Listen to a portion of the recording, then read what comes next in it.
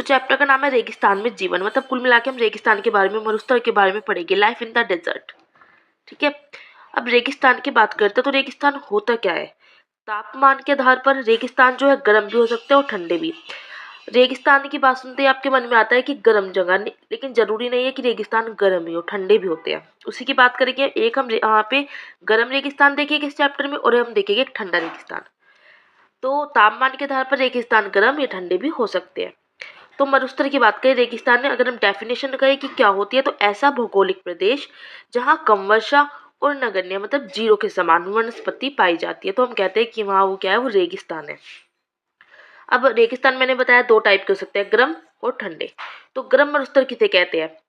महाद्वीप के पश्चिमी किनारों पर स्थित होते हैं हमेशा गर्म मरुस्थल, जैसे Sahara, Kalahari, Sonoran, Mojave, Thar great, sandy desert, Atacama और पेटागोनिया। जो अटाकामा ये क्या है, ये शुष्क मरुस्थल है विश्व का शुष्क मरुस्थल जो है वो अटाकामा है। साल की यहाँ पर 0.5 mm वर्षा रिकॉर्ड की गई है। अब आपके मन में एक सवाल आ रहा होगा कि जो महाद्वीपों के पश्चिमी किनारे पर ये गर्म मरुस्थल क्यों होते हैं। तो इसका रीजन भी मैंने लिखा है। पश्चिमी भाग पर क्या होती है, ठंडी समुद्री जलधाराएं चलती है, और यह महाद्वीप के पश्चिमी भाग में क्या लेके आती है, ड्राइनेस लेके आती है, शुष्कता लेकर आती है, और वर्षा की संभावना को कम कर देती है। जब ठंडी समुद्री जलधाराएं चलेगी तो पश्चिमी भाग में क्या आएगी, ड्राइनेस आएगी और वर्षा की संभावनाएं कम होगी। जब वर्षा की संभावना कम होगी तो मरुस्थल क्या होगे, गर्म होगे, और मरुस्थल पश्चिमी भाग में ही देखने को मिलेंगे, क्योंकि पश्चिमी भाग में ठंडी समुद्री जलधाराएं चलती है। ठीक है। अब बात करते हैं ठंडा मरुस्थल। यह महाद्वीपों के बीच में स्थित होता है। बीच में मतलब कि यह अंतर महाद्वीपीय स्थिति होती है। अंतर महाद्वीपीय स्थिति मतलब कि बीच में होता है महाद्वीपों के। जैसे लद्दाख की बात करते हैं, ये क्या है, कोल्ड डिजर्ट है। जब भी ठंडा रेगिस्तान की बात आती है तो आपको क्या कहना है, लद्दाख। गर्म मरुस्थल की बात आती है तो याद रखिए सहारा रेगिस्तान। और लद्दाख के अलावा बात करें तो गोबी भी है। टकला मकान जो है ये चियांग चीन में, और गोबी का है चीन और मंगोलिया में स्थित है। ठीक है। काराकुम भी है, ये किर्गिस्तान में स्थित है। तो इतना आपको समझ आ गया कि रेगिस्तान गर्म और ठंडे दोनों होते हैं। ठीक है। तो इस चैप्टर में जो हम पढ़ेंगे, एक तो हम पढ़ेंगे सारा रेगिस्तान के बारे में जो गर्म है, और ठंडे मरुस्थल की बात करें तो हम लद्दाख के बारे में चर्चा करेंगे। अब आ जाते हैं हम आगे। सबसे पहले हम देखते हैं गर्म रेगिस्तान। गर्म रेगिस्तान की बात आती है तो सहारा रेगिस्तान। सहारा की भौगोलिक स्थिति, तो ये क्या है, सहारा रेगिस्तान जो है विश्व का सबसे बड़ा रेगिस्तान है, याद रखना है। और कहाँ स्थित है, अफ्रीका महाद्वीप में। विश्व का सबसे बड़ा रेगिस्तान और अफ्रीका महाद्वीप में स्थित है। क्षेत्रफल की बात करें तो 92 लाख वर्ग किलोमीटर है। और अगर हम पूरे भारत का क्षेत्रफल की बात करते हैं तो कितना है, आपको पता है, 32,37,263 वर्ग किलोमीटर। और इसका रेगिस्तान का जो सारा रेगिस्तान है कितना है, 92 लाख वर्ग किलोमीटर। कितना ज़्यादा है। सारा मरुस्थल जो है 11 देशों से घिरा है। 11 देश कौन से है, तो 11 देश कौन से, अल्जीरिया, चाड, मिस्र, लीबिया, माली, मोरक्को, मोरितानिया, नाइजर, सूडान, ट्यूनीशिया और पश्चिमी सहारा। ये सब आपको याद रखने हैं। सारा मरुस्थल बालू की विशाल परतों से ढका है, जिसकी मोटाई 2500 मीटर से भी अधिक है। ठीक है। एक पॉइंट यहाँ पे लिखा है जो एनसीईआरटी में दिया है कि सारा के अल अजीजिया क्षेत्र में, जो त्रिपोली लीबिया के दक्षिण भाग में स्थित है, यहाँ सबसे अधिक तापमान 1922 में 57.7 डिग्री सेल्सियस दर्ज किया गया था। सहारा मरुस्थल की जलवायु की बात करते हैं तो जलवायु गर्म और शुष्क है, क्योंकि गर्म रेगिस्तान है। वर्षा ऋतु अल्पकाल की होती है, बहुत थोड़ी सी होती है।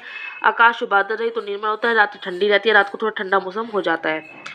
सहारा मरुस्थल में वनस्पति की बात करें तो कैक्टस और खजूर के पेड़, आपने देखा होगा रेगिस्तान पे कैक्टस के मिलते हैं कांटे वाले, खजूर के पेड़ मिलते हैं, एकेशिया मिलते हैं। खजूर के पेड़ बहुत ज़्यादा मिलते हैं। कुछ स्थानों पर मरुद्यान खजूर के पेड़ों से घिरे हरित द्वीप पाए जाते हैं। मरुद्यान जिसको हम ओएसिस भी कहते हैं, ऐसे स्थान जहाँ पर वर्षा से पानी जम जाता है, एक झील सी बन जाती है, जिसे पलाया झील कहते हैं। पूछ सकते हैं पलाया झील कहाँ है, तो सारा मरुस्थल में रेगिस्तानों में पाई जाती है, गर्म रेगिस्तानों में।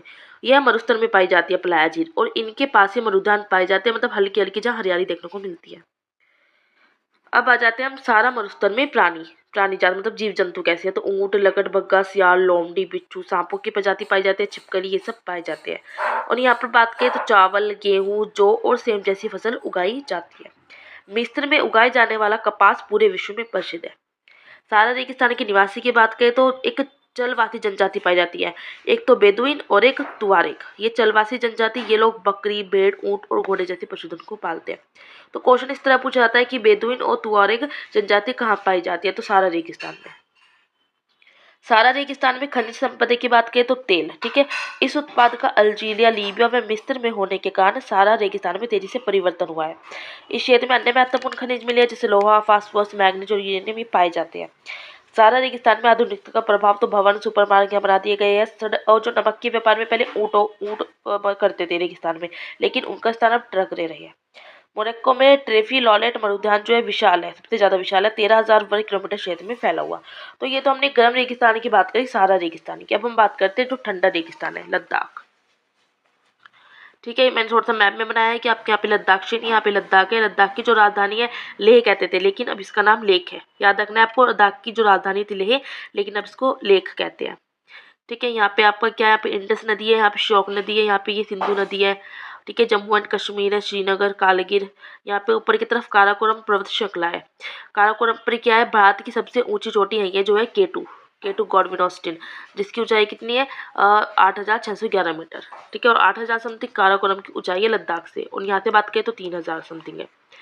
जम्मू कश्मीर के पूर्व में है ये, हिमालय में स्थित लद्दाख। जम्मू कश्मीर के पूर्व में, जम्मू कश्मीर आया तो उसके पूर्व में क्या है, लद्दाख है। और हिमालय में स्थित एक ठंडा रेगिस्तान है।